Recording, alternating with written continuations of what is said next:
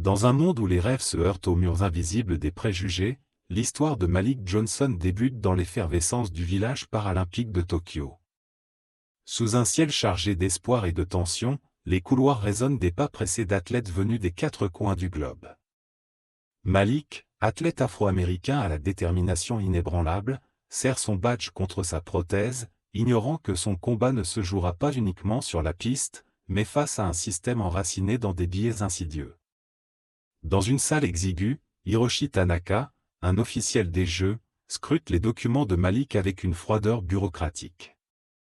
Derrière ses lunettes, un éclat d'hésitation trahit une lutte intérieure.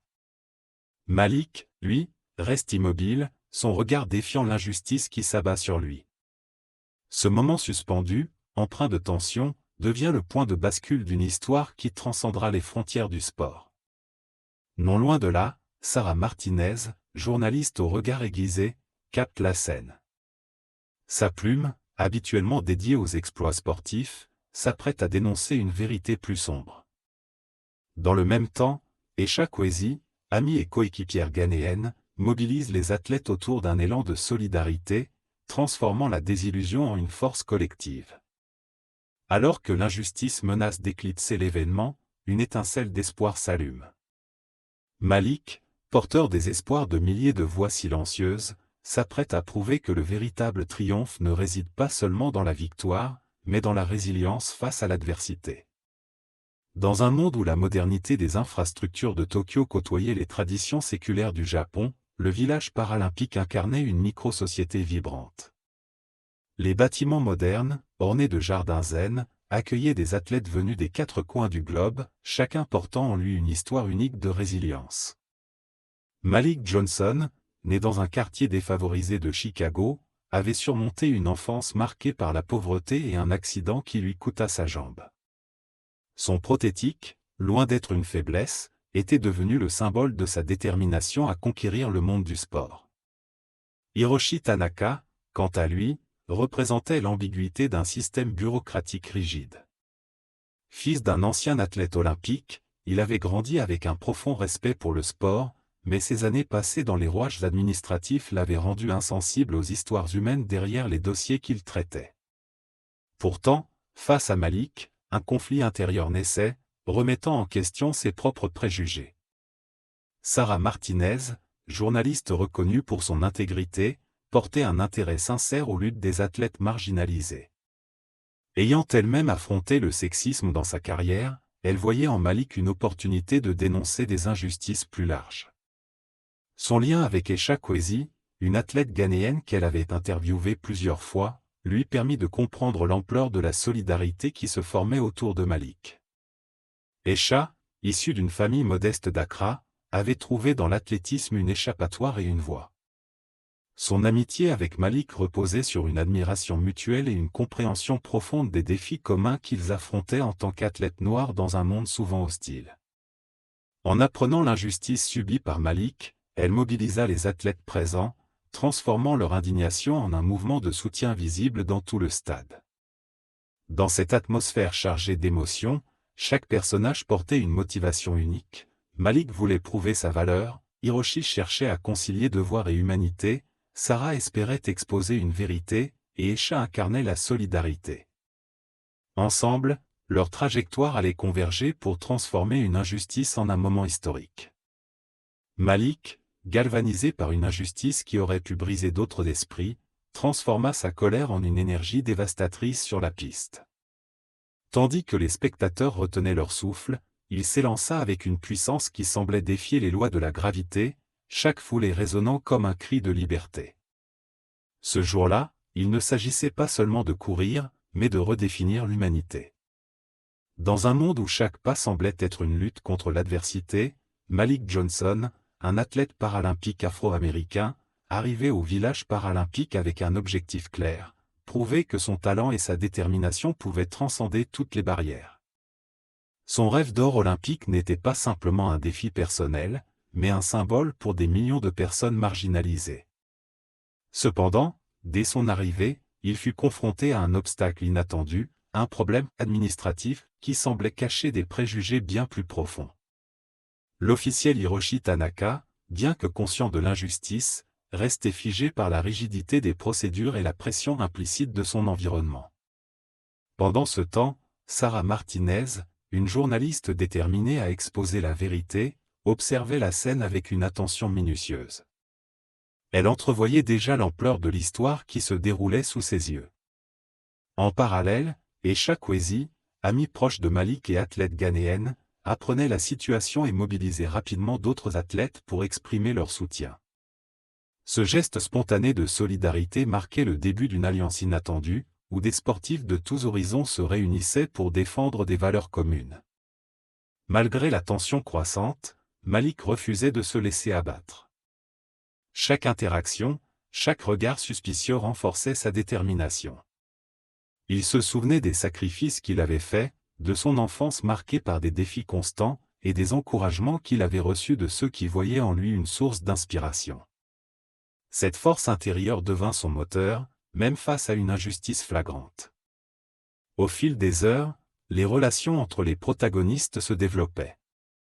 Sarah, motivée par le courage de Malik, décidait de faire de cette histoire un combat personnel. Esha, quant à elle, utilisait sa notoriété pour attirer l'attention des médias et des officiels, transformant un incident isolé en une cause internationale. Ensemble, ces alliances inattendues posaient les bases d'une mobilisation qui allait bientôt dépasser les frontières du stade.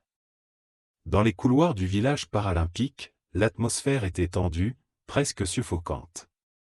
Malik Johnson, vêtu de sa tenue d'entraînement, se retrouva face à une situation qu'il n'aurait jamais imaginée. Alors qu'il tendait son badge d'accréditation, un officiel lui annonça que son statut était « en révision », une excuse vague masquant un soupçon d'injustice. Malik, habitué à surmonter des obstacles physiques, sentit une colère sourde monter en lui. Ce n'était pas son handicap qui était remis en question, mais son identité, son droit d'être là, parmi les meilleurs au monde.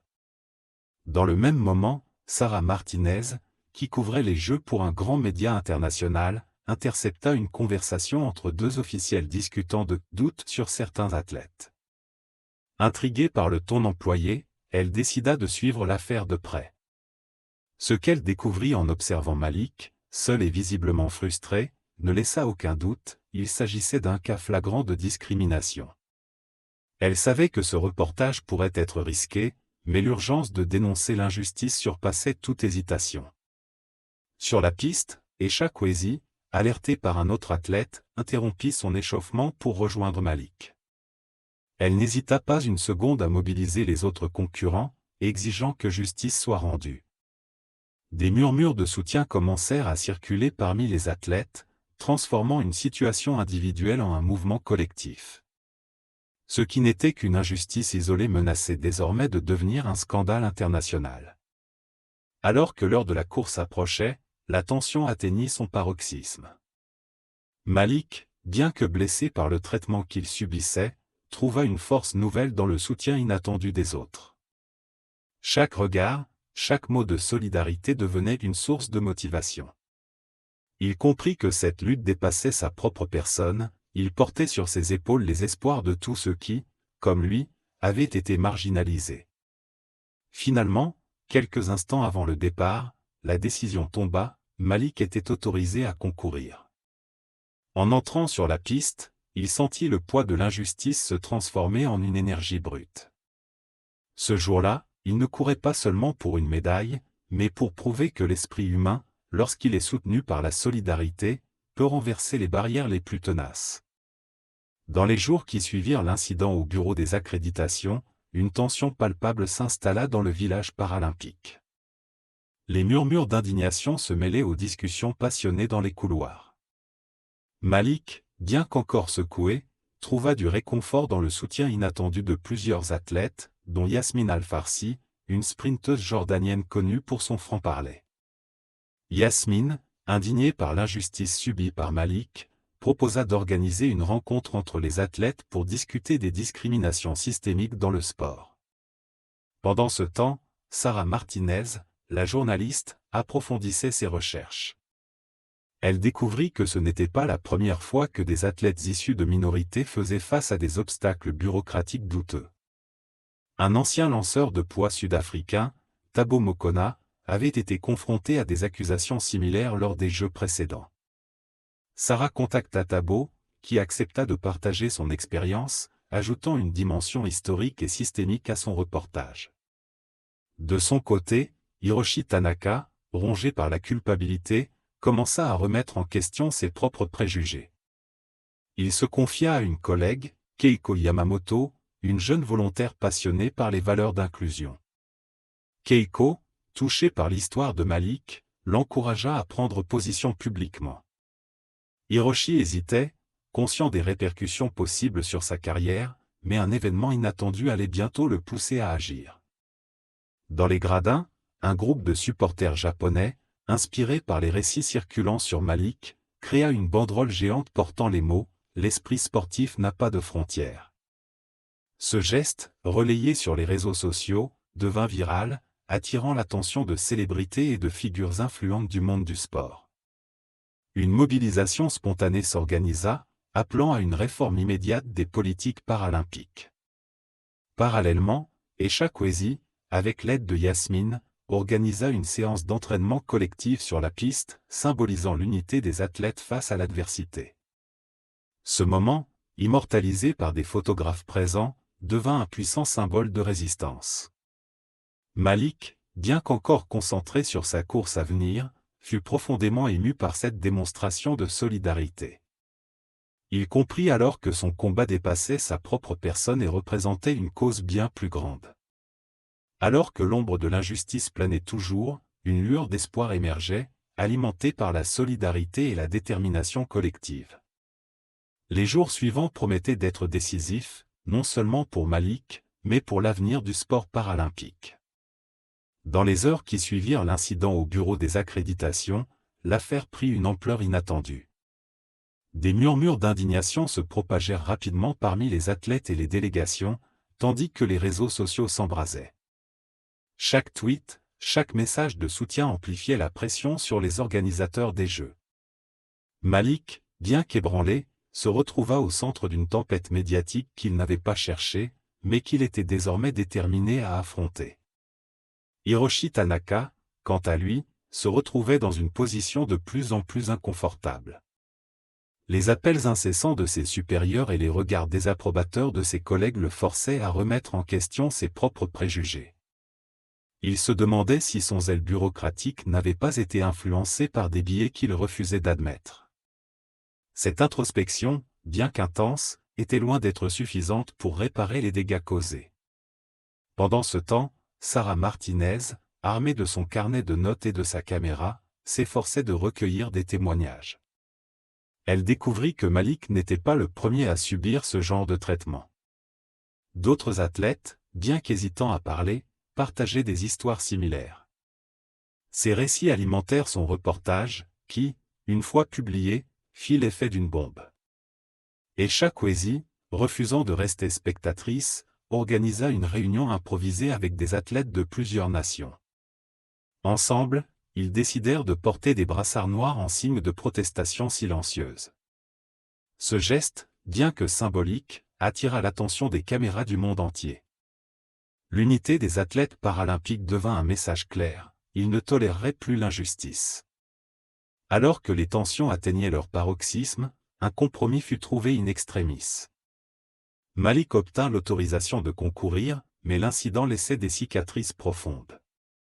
Pourtant, pour Malik, ce n'était que le début.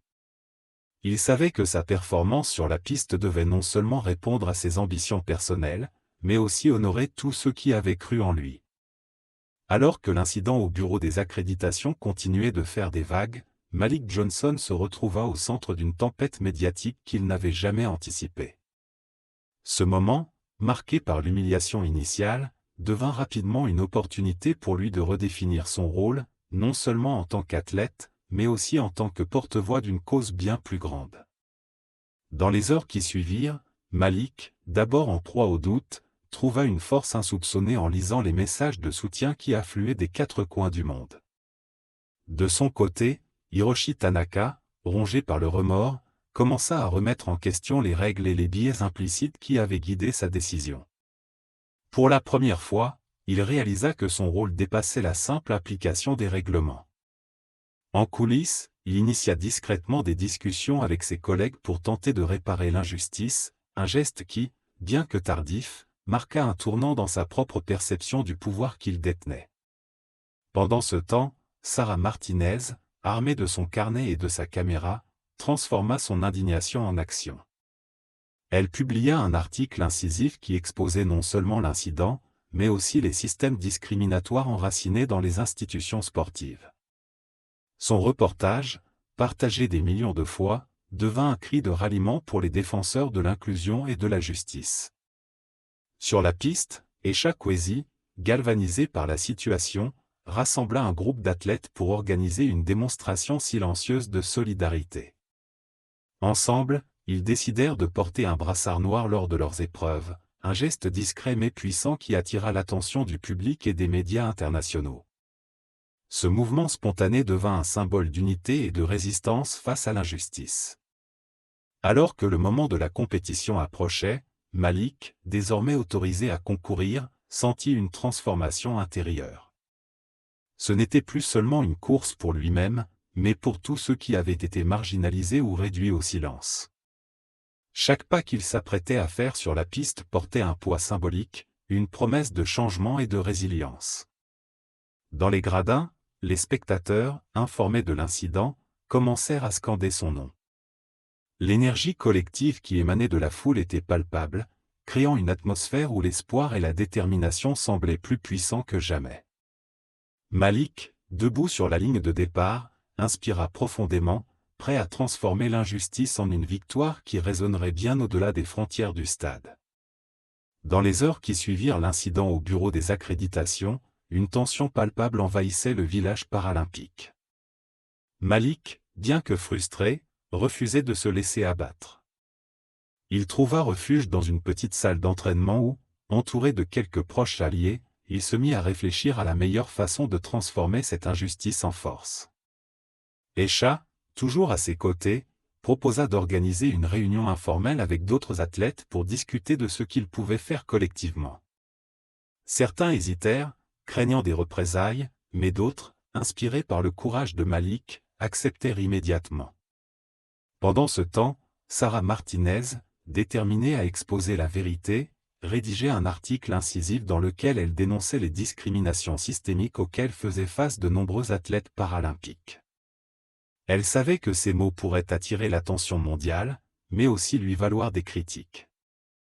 Malgré tout, elle décida de publier son reportage, espérant que la lumière sur cette affaire inciterait les instances sportives à agir. Hiroshi Tanaka, quant à lui, était en proie à un tourment intérieur. Les regards désapprobateurs de ses collègues et les murmures qui circulaient dans les couloirs ne faisaient qu'amplifier son malaise.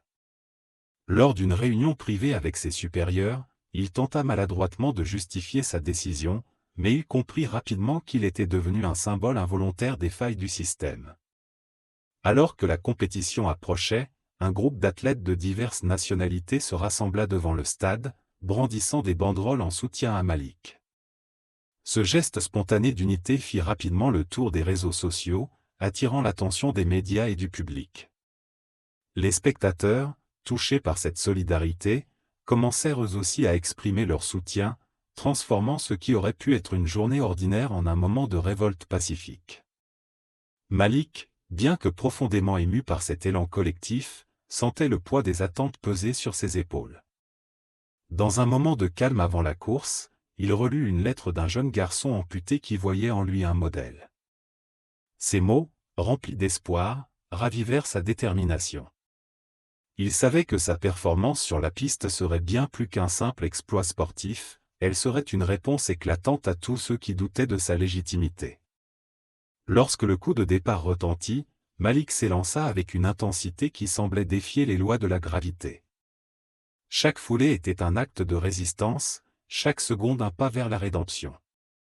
Et au moment où il franchit la ligne d'arrivée, le stade tout entier explosa dans un mélange de cris, de larmes et d'applaudissements. Ce n'était pas seulement une victoire personnelle, mais une déclaration universelle, l'injustice ne triomphe jamais face à la résilience et à la solidarité. Alors que le soleil déclinait sur Tokyo, une tension palpable envahissait le village paralympique. Malik, désormais autorisé à concourir, faisait face à un ultime défi, canaliser la colère et l'injustice qu'il avait subie en une force motrice sur la piste. Chaque regard posé sur lui, chaque murmure dans les gradins, semblait peser lourd sur ses épaules, mais il savait qu'il ne courait pas seulement pour lui-même. Il portait les espoirs de milliers de personnes qui voyaient en son combat une lueur d'espoir. Dans les coulisses, Sarah Martinez peaufinait son reportage, consciente que les mots qu'elle choisirait pourraient amplifier ou étouffer l'impact de cette histoire. Elle luttait avec sa propre responsabilité, cherchant à capturer l'essence de ce moment sans céder au sensationnalisme. Pendant ce temps, Esha Kwesi rassemblait les athlètes autour d'elle, leur rappelant que leur unité était un message puissant contre les discriminations systémiques. Hiroshi Tanaka, rongé par le remords, observait la scène depuis un coin reculé. Il réalisait que son rôle dans cette controverse le plaçait à un carrefour, continuer à se cacher derrière des règles obsolètes ou agir pour corriger une injustice flagrante. Ce dilemme le poussait à envisager un geste symbolique qui pourrait résonner bien au-delà du stade. Lorsque le coup de pistolet retentit, Malik s'élança, chaque foulée marquant une rébellion silencieuse contre les préjugés. La foule, d'abord hésitante, explosa en acclamations alors qu'il gagnait du terrain. Dans un élan final, il franchit la ligne d'arrivée, non seulement victorieux, mais transformé. Ce moment, immortalisé par les caméras, devint un cri universel pour l'égalité. Après la course, les athlètes se rassemblèrent autour de Malik, formant un cercle de solidarité qui transcendait les frontières nationales. Ce geste spontané fut capturé dans une image qui fit le tour du monde, devenant le symbole d'une humanité unie contre l'injustice. Dans les jours suivants, des discussions franches s'ouvrirent sur les biais inconscients dans le sport, initiant un mouvement de réforme. Ainsi, sur cette piste, une victoire sportive s'était transformée en une révolution silencieuse. Malik, bien que marqué par les épreuves, était désormais le visage d'un changement nécessaire, prouvant que même les obstacles les plus insurmontables peuvent être franchis lorsque la résilience et la solidarité s'unissent. Alors que Malik franchissait la ligne d'arrivée, le silence suspendu de l'instant se transforma en une explosion de joie collective. Le chronomètre affichait un nouveau record du monde, mais ce n'était pas seulement une victoire sportive. C'était un cri puissant contre l'injustice, une preuve éclatante que la détermination et la solidarité peuvent briser les chaînes des préjugés.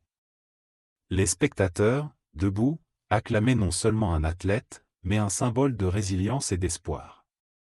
Sur la piste, Esha rejoignit Malik pour un tour d'honneur, suivi par d'autres athlètes de diverses nations. Ce cortège improvisé, empreint d'une unité sincère, fit vibrer le stade d'une émotion rare. Parmi les spectateurs, Sarah, les larmes aux yeux, comprit que son reportage ne serait pas seulement un récit, mais un appel à l'action pour transformer les structures sportives et sociales. Hiroshi, quant à lui, observait depuis les coulisses, profondément ébranlé, prêt à remettre en question ses propres biais et à plaider pour des réformes au sein des institutions sportives. Dans les jours qui suivirent, l'histoire de Malik devint un catalyseur global. Des campagnes pour l'équité dans le sport émergèrent, et des initiatives concrètes furent lancées pour sensibiliser aux discriminations systémiques. Les actions de Malik et de ses alliés démontrèrent que chaque injustice peut devenir une opportunité de changement collectif. Aujourd'hui, l'histoire de Malik inspire des générations d'athlètes et de citoyens. Elle rappelle que le courage individuel, soutenu par une solidarité universelle, peut renverser les barrières les plus ancrées. Agissez maintenant, soutenez les initiatives pour une inclusion totale dans le sport et engagez-vous à combattre les discriminations, où qu'elles se trouvent. Malik Johnson, en franchissant cette ligne d'arrivée sous un tonnerre d'applaudissements, n'avait pas seulement battu un record, il avait brisé des murs invisibles mais puissants. Ce moment, gravé dans l'histoire, incarnait une victoire collective contre les préjugés, portée par une mobilisation sans précédent d'athlètes, de spectateurs et de médias. Le tour d'honneur de Malik, entouré de ses pairs, fut une déclaration silencieuse mais percutante. L'unité et la solidarité surpassent toutes les discriminations. Dans les jours suivant cet exploit, les instances sportives furent contraintes de revoir leurs pratiques. Des discussions urgentes sur l'équité et l'inclusion émergèrent, initiant des réformes concrètes. Malik, quant à lui, devint un porte-parole mondial, utilisant sa plateforme pour amplifier les voix de ceux qui, comme lui, avaient été marginalisés. Sa détermination et son courage inspirèrent une génération entière à croire en leur potentiel, quelle que soit l'adversité. Mais au-delà des médailles et des records, cette histoire rappelle que la véritable victoire réside dans la capacité de l'humanité à s'élever ensemble. Que chacun prenne exemple sur Malik et ose agir face à l'injustice. Car, comme il l'a prouvé, un acte de résilience peut redéfinir les limites du possible et ouvrir la voie à un avenir plus juste et inclusif.